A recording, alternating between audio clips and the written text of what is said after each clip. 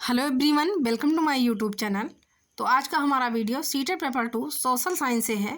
इस वीडियो में हम सोशल साइंस के कुछ प्रीवियस ईयर के प्रश्नों को, वन लाइनर प्रश्नों को कवर करेंगे। तो आप लोग वीडियो पर कंटिन्यू बने रहिएगा। तो चलिए वीडियो स्टार्ट करते हैं। देखिए, इसमें पहला वाला क्वेश्चन है कि जिस काल का कोई लिखित विवरण उपलब्ध नहीं हो तो उस काल को क्या कहा जाता है। यानी जिस काल में जो है तो कोई लिखित विवरण उपलब्ध नहीं हुआ है तो उस काल को क्या कहा जाता है। तो देखिए, उस काल को कहा जाता है प्रागैतिहासिक काल। प्रागैतिहासिक काल में तो कोई भी लिखित विवरण जो है तो ये उपलब्ध नहीं हुआ है। इस काल में कोई भी लिखित विवरण उपलब्ध नहीं हुआ है तो उस काल को कहा जाता है प्रागैतिहासिक काल। अब देखिए, नेक्स्ट वाला क्वेश्चन है कि आदि मानव ने सर्वप्रथम किस पशु को पालतू बनाया था। आदि मानव ने तो सर्वप्रथम कुत्ता को इन्होंने तो पालतू बनाया था। तो सर्वप्रथम पालतू पशु कुत्ता ही है।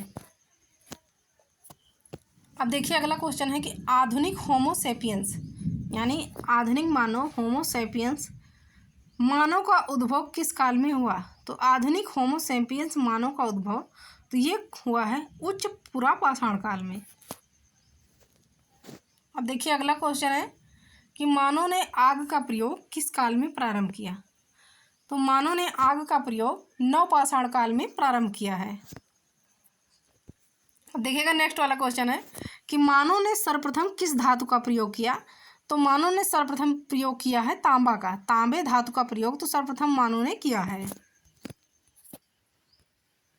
अब देखिए, अगला क्वेश्चन है कि मानव द्वारा उपयोग में लाई गई पहली फसल कौन सी थी। तो मानव द्वारा उपयोग में लाई गई पहली फसल थी जौ। अब देखिएगा, नेक्स्ट वाला क्वेश्चन है कि मानव खाद्य पदार्थों का उत्पादक और उपभोक्ता कब बना। तो मानव खाद्य पदार्थों का उत्पादक और उपभोक्ता ये बना नवपाषाण काल में। अगला है कि पुरातत्ववादी हड़प्पा के उत्खनन से संबंधित है। तो पुरातत्ववादी हड़प्पा के उत्खनन से संबंधित है दयाराम साहनी। अब देखिएगा, नेक्स्ट वाला क्वेश्चन है कि हड़प्पाई स्थलों में कांस्य नर्तकी की मूर्ति कहाँ से प्राप्त हुई है। तो हड़प्पाई स्थलों में कांस्य नर्तकी की मूर्ति तो ये प्राप्त हुई है मोहनजोदड़ो से।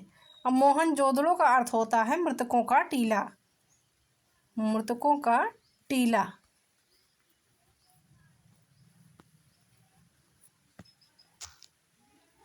अब देखिए, अगला क्वेश्चन है कि प्रसिद्ध पशुपति की मुहर कहाँ से मिली। तो प्रसिद्ध पशुपति की मुहर ये मिली है मोहनजोदड़ो से। अब देखिए, नेक्स्ट क्वेश्चन है कि सिंधु सभ्यता में गोदीवाड़ी का साक्ष्य कहाँ से मिला है। तो सिंधु सभ्यता में गोदीवाड़ी का साक्ष्य ये मिला है लोथल से, जो कि महाराष्ट्र में है। अब देखिए, अगला क्वेश्चन है कि सिंधु सभ्यता में विशाल स्नानागार कहाँ से प्राप्त हुआ है। तो सिंधु सभ्यता में विशाल स्नानागार ये प्राप्त हुआ है मोहनजोदड़ो से। अब अगला क्वेश्चन है कि सिंधु सभ्यता की सर्वमान्य तिथि क्या है। तो सिंधु सभ्यता की सर्वमान्य तिथि है 2500 से लेकर के 1750 ईसा पूर्व तक। अब नेक्स्ट देखिएगा कि भारत में मूर्ति पूजा का आरंभ कब से माना जाता है। तो भारत में मूर्ति पूजा का आरंभ ये माना जाता है सिंधु सभ्यता से।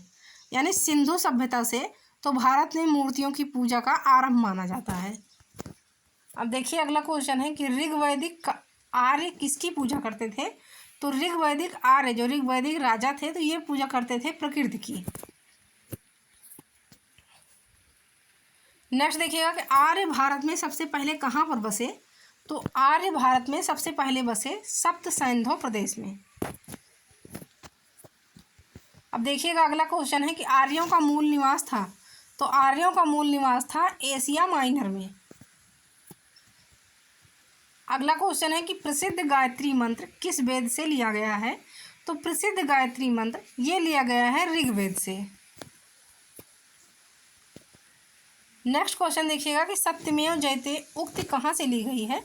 तो सत्यमेव जयते ये उक्ति ली गई है मुंडकोपनिषद से। मुंडकोपनिषद से तो सत्यमेव जयते उक्ति ली गई है। अब नेक्स्ट देखिएगा कि सबसे प्राचीन वेद माना जाता है। तो सबसे प्राचीन वेद माना जाता है ऋग्वेद को। ऋग्वेद को जो है तो सबसे प्राचीन वेद माना जाता है। अब देखिएगा अगला क्वेश्चन है कि उत्तर वैदिक काल में इंद्र का स्थान किस देवता को मिला था। तो उत्तर वैदिक काल में इंद्र का स्थान मिला था प्रजापति देवता को। तो उत्तर वैदिक काल में इंद्र का स्थान दिया गया था। अब देखिएगा अगला क्वेश्चन है कि किस वेद की रचना गद्य और पद्य दोनों में की गई है। तो यजुर्वेद की रचना जो है तो ये गद्य और पद्य दोनों विधाओं में की गई है। गद्य विधाओं में भी की गई है और पद्य विधाओं में की गई है यजुर्वेद की रचना। अब अगला क्वेश्चन है कि पाटलिपुत्र नगर का संस्थापक कौन था। तो पाटलिपुत्र नगर का संस्थापक था उदयन जो था तो ये पाटलिपुत्र नगर का संस्थापक था। अगला है कि हर्यक वंश के किस शासक की उपाधि को कुड़िक थी।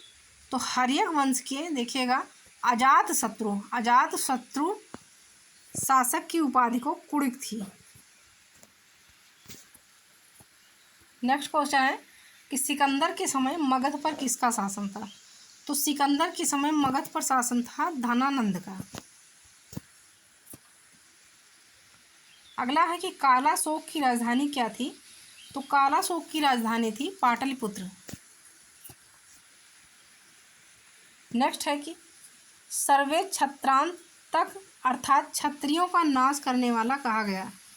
तो सर्वे छत्रांतक अर्थात क्षत्रियों का नाश करने वाला कहा गया है महापद्मानंद को। नेक्स्ट है कि सिकंदर कहाँ का शासक था। तो सिकंदर था मकदूनिया का शासक। अगला है कि सिकंदर एवं पुरुष के बीच प्रसिद्ध विस्तार या झीलम का युद्ध कब हुआ। तो ये हुआ है 326 ईसा पूर्व में। अगला क्वेश्चन देखिएगा कि जैन धर्म के 24वें तीर्थकर थे। तो जैन धर्म के 24वें तीर्थकर थे महावीर स्वामी।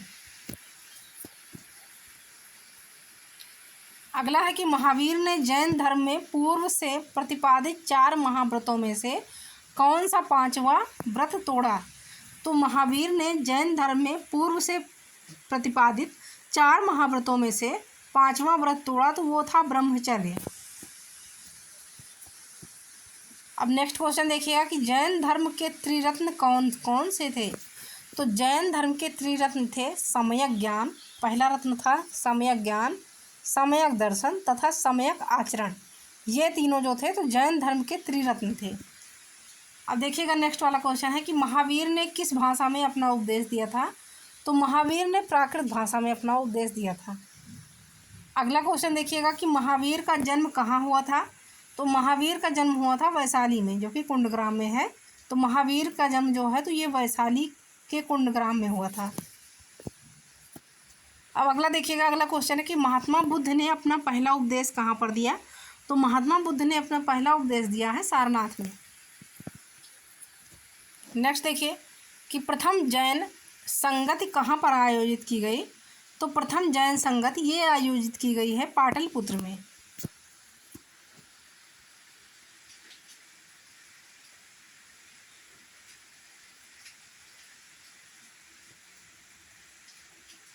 अब देखिएगा अगला क्वेश्चन है कि बुद्ध संघ एवं बौद्ध धर्म के त्रिरत्न कौन कौन से थे। तो बौद्ध धर्म के त्रिरत्न थे बुद्ध संघ एवं धम्म। बुद्ध संघ एवं धम्म तो ये बौद्ध धर्म के त्रिरत्न थे, यानी 3 रत्न थे बुद्ध संघ एवं धम्म। अब अगला क्वेश्चन देखिए कि महात्मा बुद्ध द्वारा दिए गए प्रथम उपदेश को क्या कहा जाता है। तो देखिएगा कि महात्मा बुद्ध द्वारा दिए गए प्रथम उपदेश को कहा जाता है धर्म चक्र प्रवर्तन। तो ये महाबुद्ध द्वारा दिए गए प्रथम उपदेश को कहा जाता है। अब नेक्स्ट देखिएगा कि प्रोफेसर अमर्त्य सेन ने विकास का आधार क्या माना। तो प्रोफेसर अमर्त्य सेन ने विकास का आधार माना है जन कल्याण को। अब देखिए सबसे लास्ट वाला क्वेश्चन है इस वीडियो का कि किस कांड के कारण असहयोग आंदोलन बंद करना पड़ा। तो चौरी चौरा कांड के कारण असहयोग आंदोलन बंद करना पड़ा। इसका उत्तर हो जाएगा चौरी चौरा कांड।